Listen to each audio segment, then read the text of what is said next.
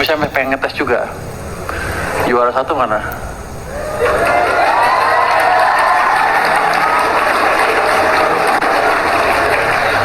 Coba yang juara 1. Nggak apa-apa, di sana dikasih, di bawah ini dikasih aja, dikasih mic-nya. Tengah situ dikasih mic. Kasihan dia jalan sini jauh, capek. Alat ukur yang paling pas untuk melihat suatu, yang paling gampang untuk menentukan APBN saya sustainable apa enggak, apa yang dipakai? Pertumbuhan ekonomi. Salah. Temennya?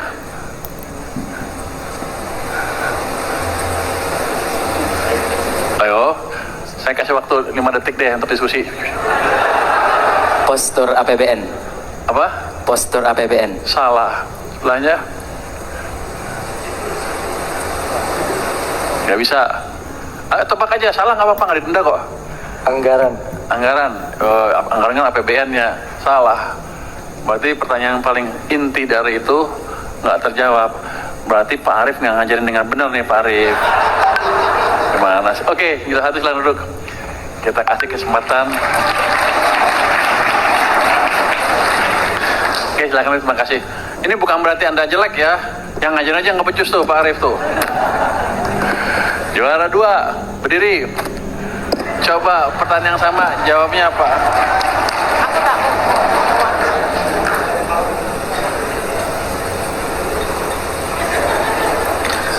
Coba apa? Pertanyaan sama. Kalau di APBN, kalau saya mau lihat APBN saya berkesinambungan apa enggak, yang mana yang saya lihat?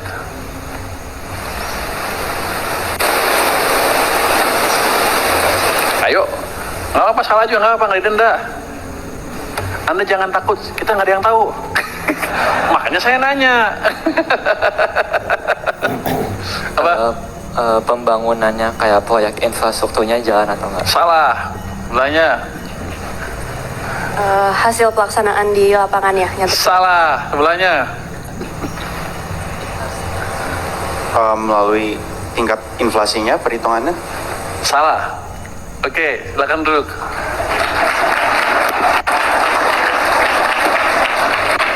Kalau juara 1, juara 2-nya nggak bisa, pasti 3, 4 juga nggak bisa ya? Kira-kira ya? Gimana kalau kita tanya pejabat Kementerian Keuangan?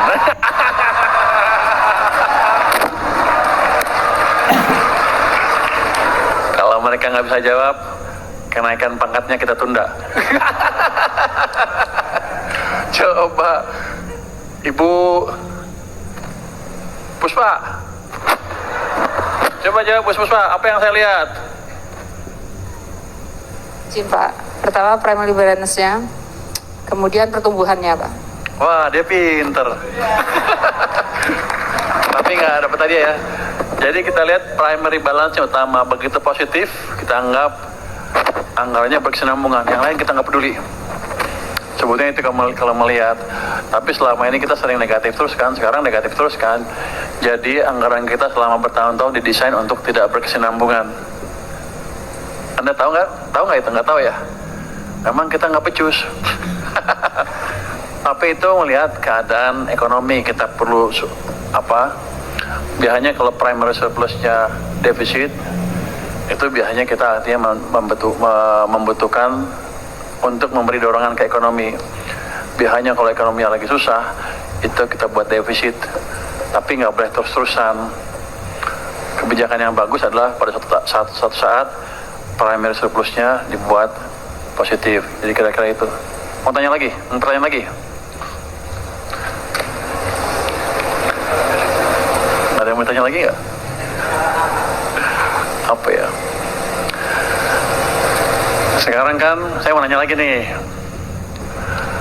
Orang sibuk kan nuduh pemerintah kebanyakan utang. Rasio utang ke PDB-nya hampir 40%. Defisitnya di atas 2% ke PDB lah anggarannya. Orang bilang Pak Jokowi ngutang terus, yang sekarang juga pasang ngutang juga. PSB ngutang juga walaupun agak menurun pada waktu itu rasio ke PDB-nya. Kalau saya didesak, diprotes sama mahasiswa, mempertanyakan kenapa utang kamu ke PDB sebesar itu artinya negara mau bangkrut, kira-kira gitu. Jawabannya apa? Coba juara satu. Jawabannya apa? Jawab lagi. Dari tempat aja, berdiri aja di situ. Saya mau minta jawaban dari Anda yang bisa saya pakai mematahkan tuduhan para mahasiswa itu. Silakan. Coba berdiri, sambil berdiri aja. Baik Pak, terkait dengan rasio defisit dan juga bunga dan juga rasio utang, yang mana utang itu sekitar 40% dari PDB dan tadi defisitnya di atas 2%, yang mana hal ini masih merupakan batas aman karena dalam rasio utang terhadap PDB yang direncanakan itu sekitar 3% dan juga untuk rasio utang terhadap PDB itu 60% maksimalnya. Kemudian utang yang diambil ini juga bisa sebagai salah satu langkah negara untuk melaksanakan kebijakan ekspansi fiskal yang mana supaya membantu memutar roda perekonomian dan juga menjaga daya beli masyarakat.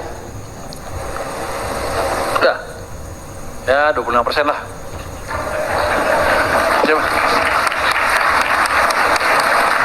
Coba saya tanya yang ranking 4 deh sekarang. Siapa tadi dari bau-bau?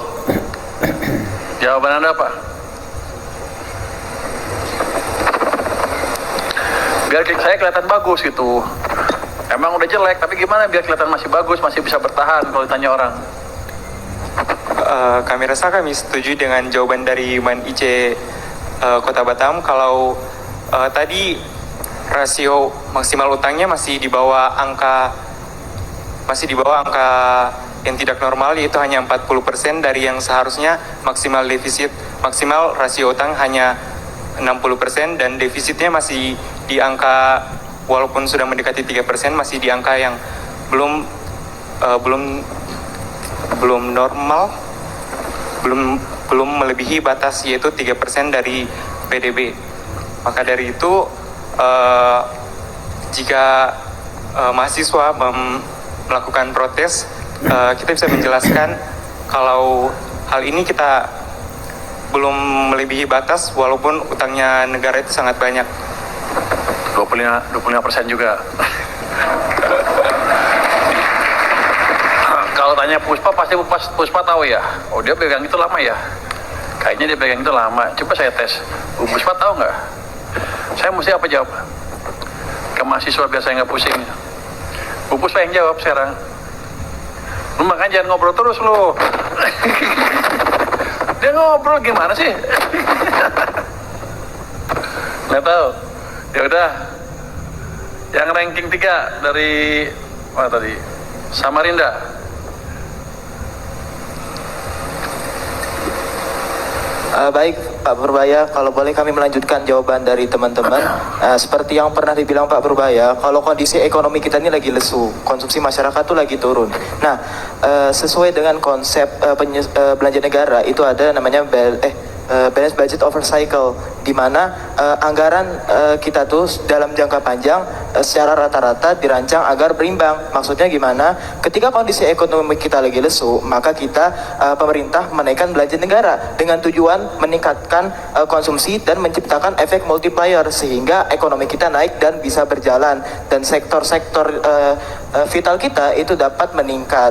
Begitu Pak. Ketika kita sudah kaya, anggaran kita bisa melakukan kebijakan anggaran surplus untuk mengatasi kebijakan anggaran defisit yang kita lakukan di periode anggaran yang telah berlalu. Begitu Pak. Wah, lebih bagus nih 50 deh, 50% kamu. Ada intervention sedikit di situ. Jadi gini, semuanya bagus, semua jawabannya lebih bagus Pak daripada mahasiswa yang turun ke jalan ya. Nanti kalau kakak-kakak mahasiswa Anda turun ke jalan, Anda anjarin sedikit-sedikit tuh.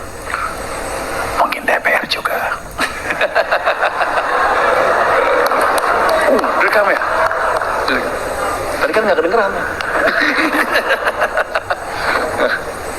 Jadi gini, ya, Saya kan bisa pakai tadi. Oke, saya nggak mengganggu pakem-pakem yang ada di dalam negeri kan.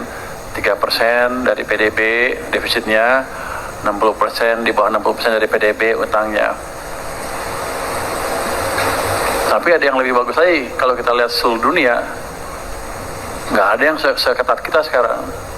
Amerika 6% dari PDB utangnya tiap tahun, udah berapa tahun terakhir, utang ke PDB-nya hampir 60%, 100% lebih.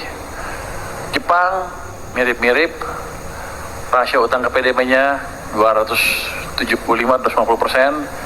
Jerman, negara yang dianggap paling prudent pun sama, mendekati 100% utang ke PDB-nya. Semuanya sama. Italia 100%, wah semuanya lah. Malaysia, Thailand, Singapura semuanya di atas kita. Malaysia mungkin mendekati 60%. Thailand juga tinggi. Jadi kita di kawasan termasuk yang paling prudent. Itu satu.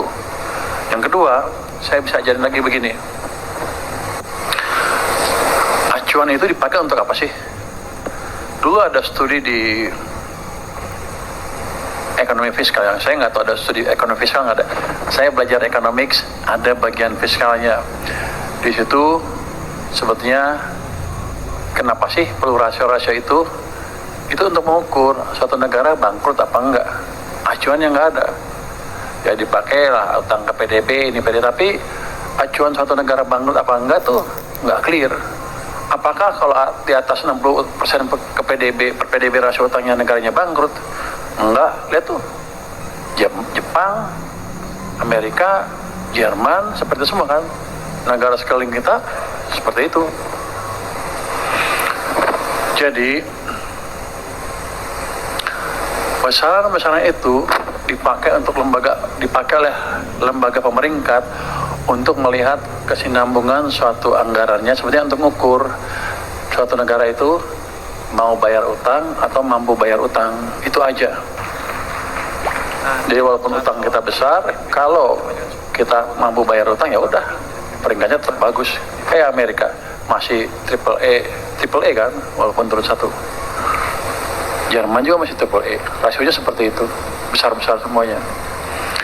Jadi ilmu fiskal itu angka-angka tadi diambil agak arbitrary. Kita nggak tahu kapan satu negara bangkrut dari ukuran-ukuran itu. Tapi untuk lembaga pemerintah atau yang mau ngasih pinjam ke kita atau yang memberi surat utang kita adalah mereka pengen lihat kita mau bayar utang atau mampu bayar utang tidak. Itu aja utamanya. Jadi kalau saya misalnya rasio utang ke PDB-nya 40%, tapi besok saya bilang saya default, saya nggak mau bayar utang, selesai itu. Surat utang kita nggak laku. Walaupun kita bilang anggaran kita kredibel, orang nggak akan ada yang mau ngasih pinjam ke kita. Selesai. Dianggapnya kita nggak prudent, anggarannya nggak berkesinambungan dan lain-lain. Runtuh semua kepercayaan ke fiskal.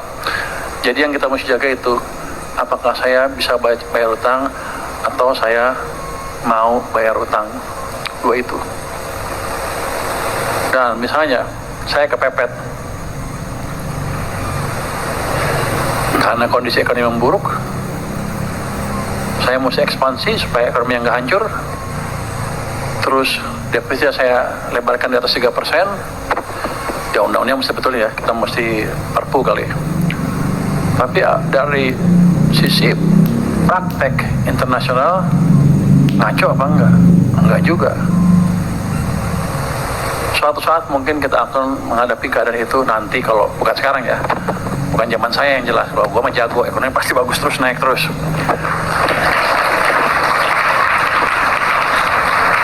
Nanti suatu saat kalau Anda menjadi pemimpin yang saya majukan 10 tahun 20 tahun lagi lah jadi pemimpin juga sama di posisi saya ini, mungkin Anda menghadapi keadaan yang sama. Tadi counter cyclical yang dibilang tadi, counter cyclical policy mesti dijalankan. Kalau enggak ekonomi hancur. Jadi counter cyclical itu gimana? Ekonomi itu punya siklus bisnis, turun, naik. Itu kita tuh setiap 7 tahun sekali. Kalau lagi santai, kalau lagi pintar bisa 10 tahun. Normalnya 7 tahun, naik, turun, pasti ada turunnya. Ini nggak pernah nggak kejadian, pasti kejadian. Nah waktu naik, kita boleh kurangin dorongan fiskal sedikit. Tapi waktu turun begini ke bawah, kalau fiskalnya kita perketat dan lain-lain, ini makin ke dalam, jatuhnya makin ke bawah. Hancur kita. Jadi fiskal, acuan-acuan fiskal itu tetap kita mesti memperhatikan keadaan ekonomi kita. Contoh yang paling gampang apa? 9798. Ada spekulatif attack, ekonomi melambat. Apa yang kita lakukan? Naikkan bunga sampai 72%. Ketatkan kebijakan fiskal. Semua program berhentiin. Kita sering nyalain IMF kan, padahal bukan yang salah kita sendiri karena pengetahuan kita kurang. IMF masuk setelah kita berantakan. Tapi kalau untuk populis gue suka nyalain IMF. Wah, IMF ngaco tuh. Padahal yang salah kita sendiri. Jadi waktu kita ini kita rem lebih dalam. Akibatnya jatuh. Hampir negara kita bubar.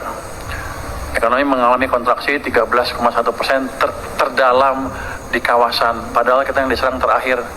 Ini gue ngomong untuk siapa ya? Untuk mahasiswa apa untuk depan nih? Hei Bu Puspa, lo begini dikit lo ngerusak dulu. Enggak, teman-teman ya. Jadi ya, yang Anda pelajari fiskal ya, yang hafalan pasti saya duga belajarnya banyak kan bacanya hafalan karena fondasinya belum terlalu kuat. Fondasi filosofinya ya. Kalau filosofi belajar sama dokter filosofi. Kadang main-main. Tapi ya, itu pelajaran yang mahal sekali buat kita. Tapi instrumennya macam-macam kan, bisa moneter, bisa fiskal. Yang jelas kita nggak perlambat ekonominya. Pernah nggak kita buktiin bahwa kebijakan yang bagus, fiskal yang bagus, tentunya dibantu moneter ya, menyelamatkan kita? Pernah. Di tahun 2009, 2008, 2009 itu ada orang bilang global financial meltdown yang dimulai di Amerika. Itu menyebar ke seluruh negara di dunia. Hampir semua negara mengalami pertumbuhan negatif. Amerika negatif, Inggris, Eropa, Jerman, Korea, Jepang, Thailand, Malaysia, Singapura, semuanya pertumbuhan ekonomi negatif. Tapi ekonomi kita tumbuh berapa? 4,6%. Di tengah hancurnya perekonomian dunia, kita masih tumbuh 4,6%. Apa yang kita lakukan pada waktu itu? Kita melakukan counter cyclical policy. Dari mana Anda tahu? Saya dulu tukang bisik-bisik. Nggak dibayar, nggak apa-apa lah. Think-tanknya SBY kita kasih masukan. Jadi fiskal pada waktu 2009 itu dilakukan ekspansi fiskal berlawanan dengan kontraksi fiskal pada waktu 1998. Fiskalnya, defisitnya didesain naik dari 1,1 sampai 1,5 ke 2,75. Ekspansi fiskalnya. Moneternya, bunganya diturunkan, uang digelontorkan ke sistem. Semacam kalau sekarang QE, quantitative easing. Tapi kita udah ngelakuin duluan. Cuman orang kita banyak yang nggak tahu. Karena mereka, apa kita bilang, mereka adalah eksekutor. Think-tanknya di belakang jauh. Tapi itu menyelamatkan kita. Jadi kebijakan fiskal yang baik menyelamatkan kita tahun 2008-2009. Mana lagi? 2015. Waktu itu Bank Sentral Amerika sedang naikin bunga, siklusnya naikin bunga ke atas. Kita awal tahun 2015 babak belur. Oh, inflasi tinggi, ekonomi melambat dan lain-lain. Fiskal kita ekspansif di atas kertas. Tapi karena pemerintahan baru tidak dijalankan dengan baik. Jadi mulai bulan Mei 2025 belanja infrastruktur dikebut habis-habisan. Waktu menterinya Pak Basuki. Kenapa saya tahu? Saya bisikin di sampingnya Pak Presiden waktu itu, Pak Jokowi.